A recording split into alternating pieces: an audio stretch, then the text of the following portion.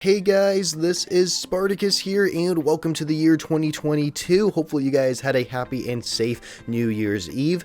And for today's video, we are going to be talking about Vanguard's multiplayer mode, Champion Hill. This is a game mode that you don't see anybody talk about, but it's actually really fun when you get a couple of friends to play with. And recently, I actually went ahead and played a match with my friends in this game mode, and we had probably one of the craziest comebacks I have ever had in a Call of Duty game. Like, I have had some instances where I have had so many close games in Call of Duty where my team is able to pull off the win, but there's very few occasions where those type of games happen, but they just feel really intense in that moment in time, and this gameplay is a great example of that. So what happens at the start of this Champion Hill match, I'm sure you guys are well aware how this game mode works. It's like gunfight, except it's more tournament style, and there's like a buy round where you can like use money and cash to like help build a loadout and stuff like that. Pretty self-explanatory.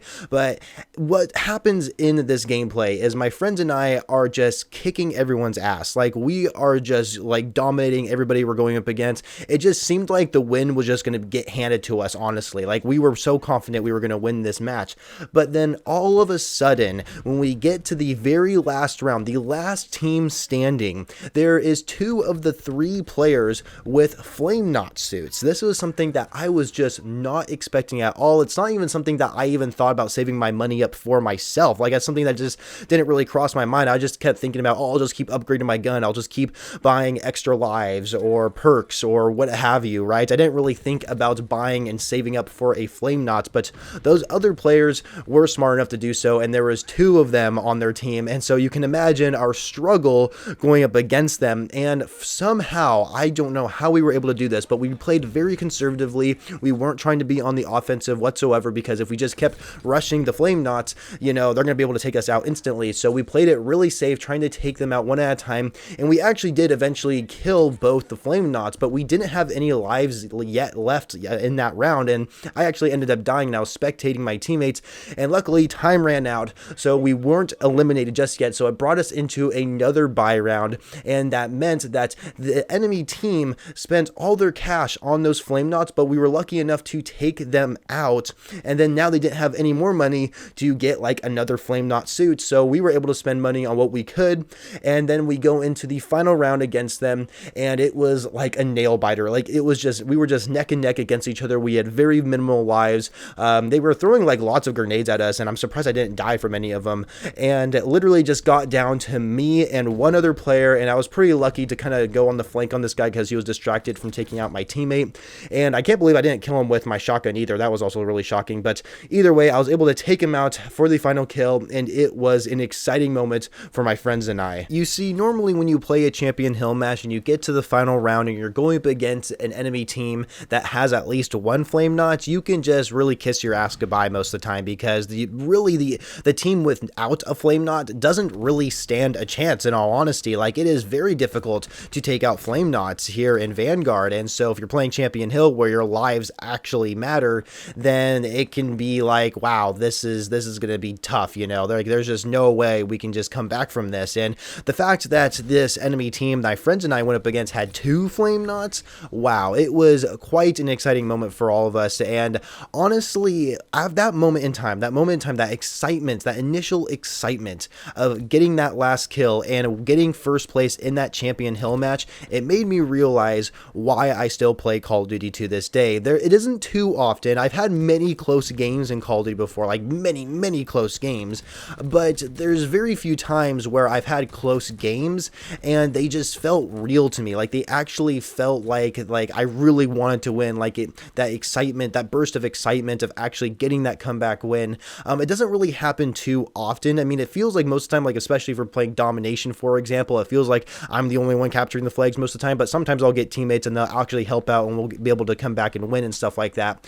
But there are very few times where, you know, it just felt like that my teammates and I were just going to have to take a really hard loss, and then we end up coming back and winning. Now, the situation with this Champion Hill gameplay was a little different because we were actually doing really good in every single round. It just got to the very end there, and it just didn't seem like we were going to win because of those guys having flame knots, and of course we ended up coming back and winning. But I've had moments in previous Call of Duty games where my team and I are just getting our butts whooped. Like, there is just no chance we're coming back. There's a great example back in Modern Warfare 2019. As much as I like talk crap about that game, there has been some pretty huge moments where the comebacks my teammates and I made were just incredible. I can think of two occasions, actually. First one was actually in Search and Destroy on that Azir cave map. I don't even know if that's how you say it. Like, that's how much I just don't care about Modern Warfare. But I was playing Search and Destroy, and it was with random teammates, and they didn't even have their mics on, I don't think. And the other team, they had their mics on. We weren't winning a single round in Search and Destroy. They were just talking crap to us.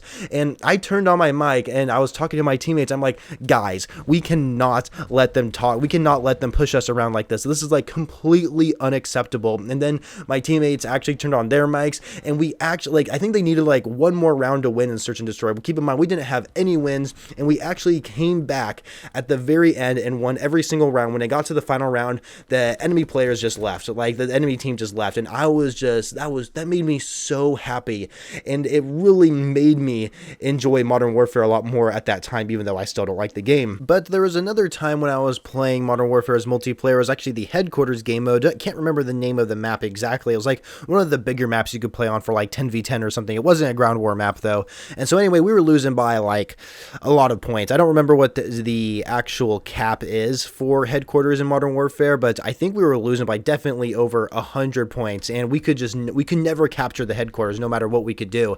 But then all of a sudden they needed like 4 more points or something like that, like something really easy just to win the match. And we were able to keep capturing the headquarters, and when it came to the final like actual headquarters spots, they needed like 1 more point or something like that.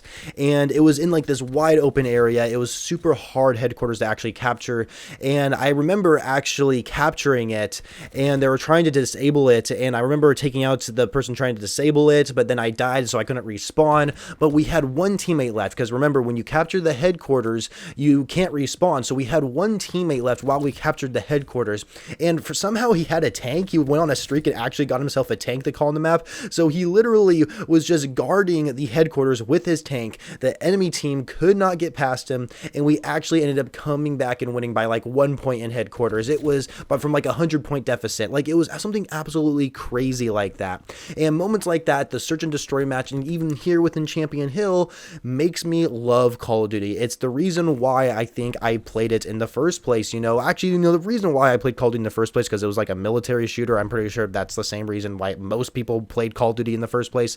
But either way, moments like that where things can get really crazy and intense, and you can get a comeback win just like that, even if it's just some simple little win on your stat record, it still means a lot. It is just that thrill and excitement you can get from playing a video game within Call of Duty, and it's something that I look forward to every time I log on. And I really hope I can get more experiences like that within the future. Usually I don't play with friends too much, and so having that experience with Champion Hill with 2 of my friends was actually really fun to do. And I know I've been bringing up my podcast in pretty much almost every video that I make, but it is something that my friend and I have been recently doing. So my friend Tristan and I have been doing a podcast, and he was actually one of the people in that Champion Hill match, and our other friend Carter was actually a guest on our 2nd episode within our podcast. So a little fun fact for you guys on who I was actually playing with in this Champion Hill match. I just gotta give a shout out to them for pulling their weight and actually doing good within that match. But anyway, that is really all I have to talk about within this video, you guys. I just really wanted to share my experience with that Champion Hill match, with some of those other experiences I had within Modern Warfare's multiplayer,